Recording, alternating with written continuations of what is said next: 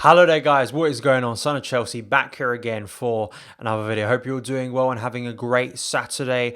Today when we're talking about Aubameyang, Olivier Giroud and Kepa. But before we get into any of that, I want to ask you guys, if you haven't already, hit that subscribe button and a notification bell so you never miss an upload. Also hit that like button if you like the idea of Aubameyang being a Chelsea player, because maybe there is a possibility of it this summer. It's been reported by Matt Law yesterday that rivals believe Arsenal will be forced to sell Pierre-Emerick Aubameyang at knockdown price. Aubameyang will only have a year remaining on his contract once his season ends, and Arsenal cannot afford to risk losing one of their biggest assets for free.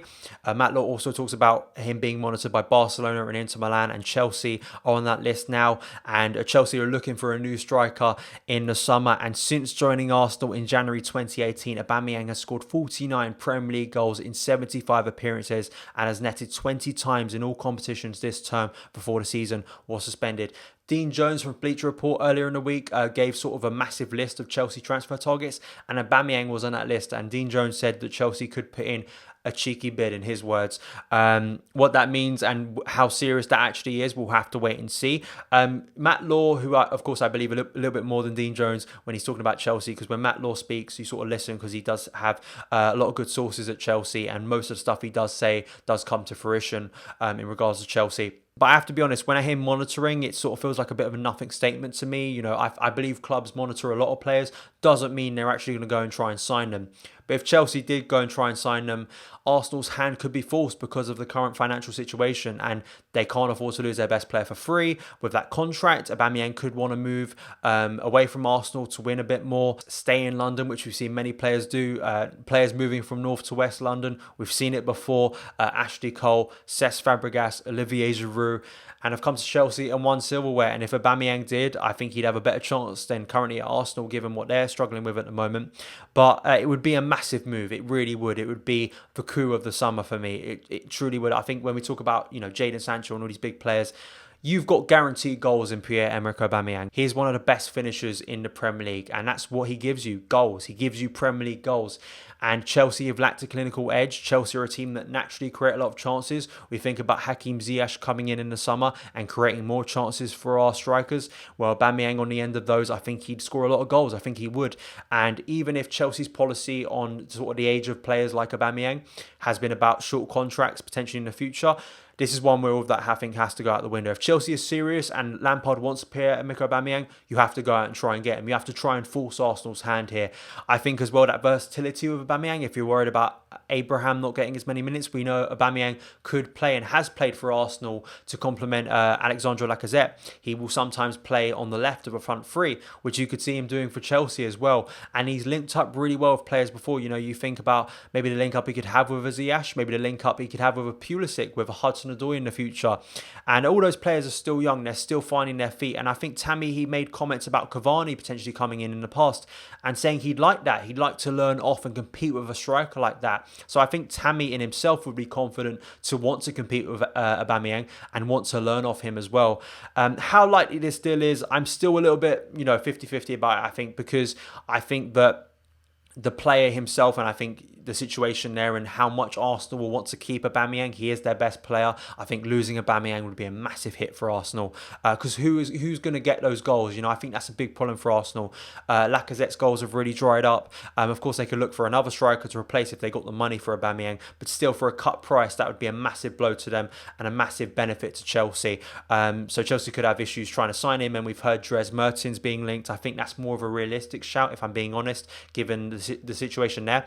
But with Aubameyang, you've got a player who's used to playing in the Premier League, who's used to living in London. Maybe he's settled here and he'd like to stay in London, but instead of wearing red, he wants to wear blue. Next, I want to talk about Olivier Giroud and his new contract, because apparently Chelsea have extended Olivier Giroud's deal for one more year to 2021. Di Marzio, who's a really reliable journalist in terms of talking about transfers, reported this first. Then Nazar Kinsella from Goal picked up on it. As you can see on your screen now with the article, Chelsea exercised Giroud option to protect against interest from Inter. Kepa. The France international could still push for a transfer, but the Blues have moved to secure their striker amid uncertainty in the transfer market due to the virus outbreak. This is for me great news. I've always wanted Giroud to stay. I think out of the current strikers, and we're talking about Michy potentially leaving, I think we've seen great character from Olivier Giroud this season, having to wait his turn to get minutes under Frank Lampard, and then when he came in just before Premier League was suspended, scored some big goals for us. That goal against Tottenham was absolutely brilliant. The performance that day was brilliant, and I think I still want versatility. I still want a variety of things for Chelsea in the striker department, and Giroud gives you that option. He's going to give you a different option to, say, Aubameyang if he was to come in a dream scenario, a Mertens, whoever else who come in, and of course Tammy Abraham. And we've got that experience. I think that experience in Giroud is so key. I think he benefits other players, as we've seen before. He's so good at linking up play, so good at holding up the ball, has bags of minutes in the Premier League, and I think that's a great thing to have and a great asset to have. And I think he's probably a good voice in the dressing room as well that you'd want. And I think to keep a hold of him in these uncertain times, I think is a positive move for Chelsea. Of course, it still needs to be confirmed by the club, but I think personally this is great news for Chelsea. I think it's really positive to extend the deal for at least one more year. I think Giroud's going to be highly motivated because, of course, with Euros being suspended and being moved to 2021, he will still want to get in that France squad for one more major tournament. And hopefully he can still benefit Chelsea in a variety of ways. So please let me know your opinions on Giroud and this news in the comments below.